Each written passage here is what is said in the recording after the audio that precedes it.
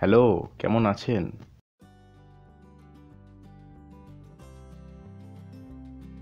ভালো। আপনি? By the way, আপনাকে তো ঠিক চিনতে পারলাম না। হ্যাঁ, আমরা একে অপরকে ঠিক চিনি না।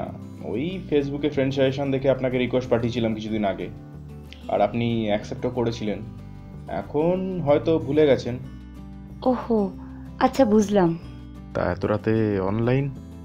ওই একটা স্বপ্ন দেখে ঘুম ভেঙে গেল। এমন কিছু স্বপ্ন যেটা দেখা উচিত ছিল না? হুম, ওরকমই কিছু একটা। ঘুমোবেন না? জানি না, দেখি। ঘুম পেলে ঘুমাবো।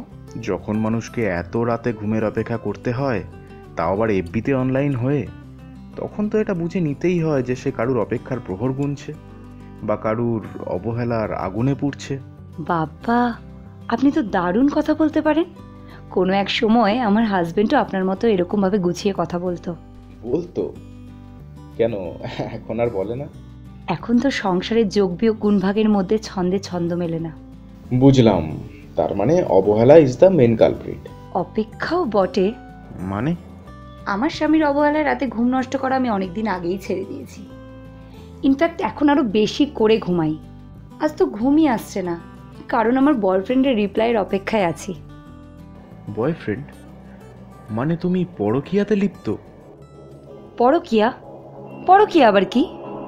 এ আবার কেমন ধরনের কথা?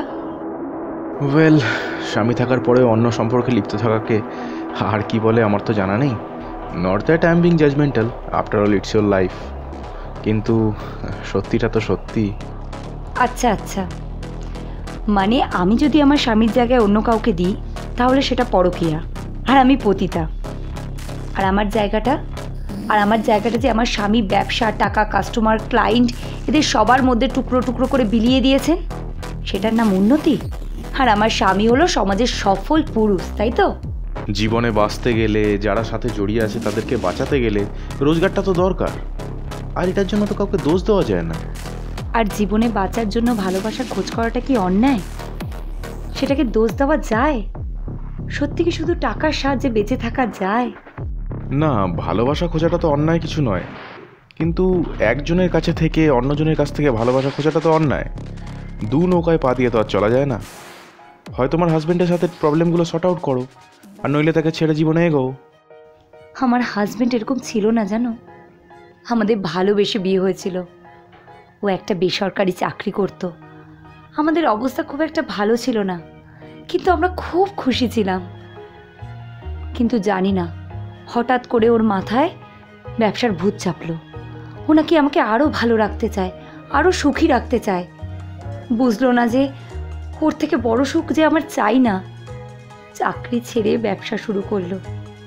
ব্যবসাটা বড়ও হলো, কিন্তু কোথাও একটা ব্যস্ততার, ক্লান্তির অদৃশ্য দেওয়াল উঠে গেল আমাদের মধ্যে। আচ্ছা, তোমাদের কোনো বেবি নেই? আমাদের একটা 5 বছরের মেয়ে আছে, হিয়া। তাহলে তুমি যে তোমার ভালোবাসা অন্য কোথাও খুঁজে নেওয়ার কথা ভাবছো, একবার তোমাদের মেয়েটার দিকটা ভেবে দেখেছো তো? ও তো বেচারা শিশু, ওর কি দোষ? ও তো তোমাদেরকে নিষ্পাপভাবে ভালোবাসে। তাহলে ও কেন শুরু থেকে বাবা মার কলহ দেখে বড় হবে বলো তো? তুমি হয়তো অন্য কোথাও তোমার ভালোবাসা খুঁজে নেবে, কিন্তু ও কি আর পারবে কোথাও নিজের বাবাকে খুঁজে নিতে? ও তো আর জীবনে কোনোদিন ভালোবাসার উপর ভরসাই রাখতে পারবে না। আমি কিন্তু রাজীবকে ছেড়ে যেতে চাই না। আমি ওকে ভালোবাসি। যখনই ওকে ছেড়ে যাওয়ার কথা মনে হয়, তখনই যেন বুকের ভেতরটা কেমন যেন মুচড়ে ওঠে। তখন ভাবি যে আরেকটু চেষ্টা করে দেখি না, যদি সব ঠিক হয়ে যায়। তাহলে সমস্যাটা কোথায়? তাহলে সমস্যাটা এখানেই যে কিছুই বদলায় না। রাজীব সেই রাত করে বাড়ি ফেরে, আর সেই মান অভিমানে পালা চলে। আর এর মধ্যে যখন জয় এইসব কথাগুলো বলে যেগুলো আমি রাজীবের থেকে শুনতে চাই, তখন যেন নিজেকে আর আটকাতে পারি না। নেশাগ্রস্তের মতো জয়ের দিকে আকৃষ্ট হয়ে পড়ি। দেখো, আমার মনে হয় তোমার স্বামী তোমাকে খুবই ভালোবাসে, আর তোমাকে ভালো রাখার জন্যই এতটা বেশি চেষ্টা করছে। তোমার ওনাকে বোঝাতে হবে যে এতটা দরকার নেই, যে আছে তাতেই চলে যাবে। একটু কম হলেও ক্ষতি নেই যদি সে তোমার সাথে থাকে। কিন্তু তার আগে বলো, তোমার এই সম্পর্কটা নিয়ে তুমি কতটা এগিয়েছো? 1.5 মাস আগে ফেসবুকে জয়ের সাথে আলাপ। প্রথম প্রথম নর্মাল কথা হতো আমাদের, কিন্তু কখন যেন আমি তার প্রতি দুর্বল হয়ে পড়ি। কিন্তু আমাদের কিন্তু কোনোদিন দেখা হয়নি। ইনফ্যাক্ট কালই আমাদের প্রথম দেখা করার কথা। রাজীব ট্যুরে গেছে, পরশু ফিরবে। কিছুটা সেই উত্তেজনাতেও আমার ঘুম আসছে না আজকে। উত্তেজনার সাথে কিছুটা অজানা খারাপ লাগাও তাড়া করে বেড়াচ্ছে আমায়। আচ্ছা, খুব ভেবে একটা উত্তর দেবে। তুমি কি ওর সাথে দেখা করতে চাও?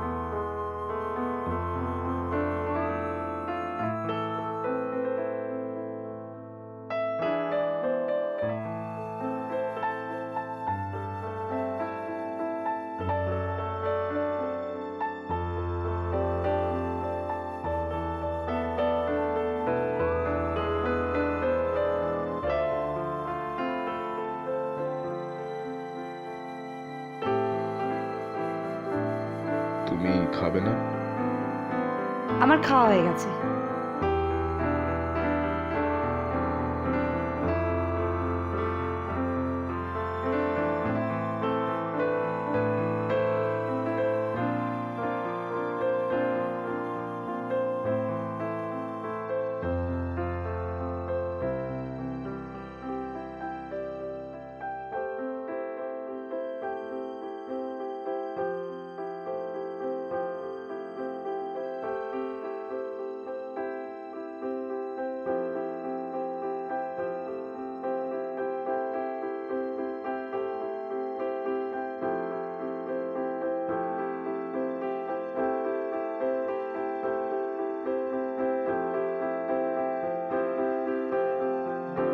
আমি রাজীবকেই চাই। তাহলে তুমি কাল আর জয়ের সাথে দেখা করতে যেও না। শুধু কাল বলেই নয়, তুমি আর জয়ের সাথে দেখা করতে যেওই না। আর ও যদি জিজ্ঞেস করে তো কি বলবো? কিছুই বলার দরকার নেই, সোজা ব্লক করে দাও। এই চ্যাপ্টারের শেষ এখানেই হোক। ওর অনেক দিনের একটা ঘড়ির শখ, জানো, ওর আগের ঘড়িটা না ভেঙে গেছে। ব্যাস, তাহলে ডান। কাল তুমি তোমার বরের জন্য একটা সুন্দর দেখে ঘড়ি কিনে আনবে, আর পরশু সেটা গিফট করে দেবে। এরপরেও যদি সব ঠিক না হয়? দেখো, পৃথিবীতে জয়দের অভাব হবে না, কিন্তু আমার মনে হয় সুপ্রীতির জন্য রাজীব একজনই থাকবে চিরকাল। আমি তোমাকে চিনি না, কিন্তু তুমি খুব ভালো। জানি না তোমার দেখানো পথে সব ঠিক হবে কিনা, কিন্তু তুমি প্রথম মানুষ যে আমার প্রবলেমগুলোকে এত সহজে শেয়ার করে নিলে। হয়তো আমি আগন্তুক বলেই পারলাম তোমায় জাজ না করে তোমার সমস্যাগুলোর ভাগিদার হতে। আসলে তোমার সাথে কথা বলে কেন জানি না মনে হলো তুমি একজন ভালো মানুষ, তাই চেষ্টা করলাম তোমায় সাহায্য করার। আশা করব পরশু তোমার দেওয়া ঘড়ি তোমাদের জীবনে নতুন এক সময় শুরু ঘটাবে। অনেক রাত হলো, এবার শুয়ে পড়ো। আমার মনে হয় এবার আর ঘুমোতে অসুবিধা হবে না। গুড নাইট, ভালো থেকো।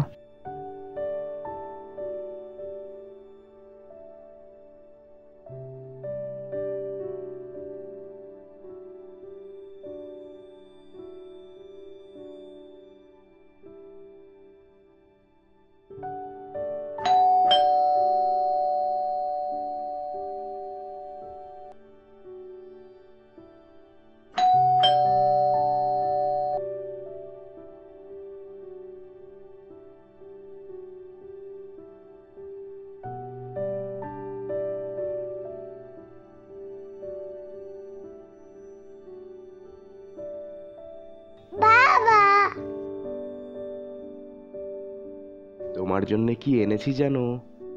কি?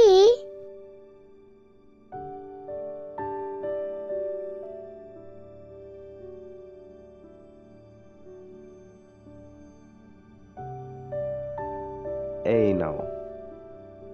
Thank you.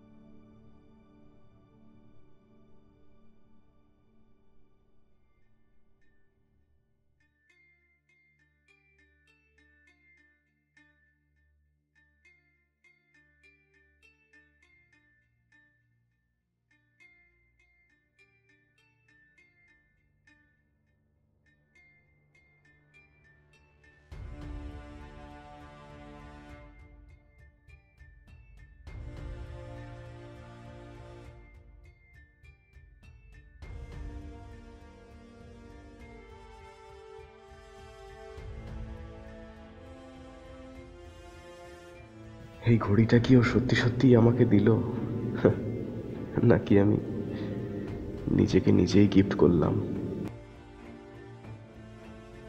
আর আমাদের এই ভাঙা সংসার, এটা ঠিক না হলে যে আবার কোনো এক জয়ের প্রতি দুর্বল হয়ে পড়ব।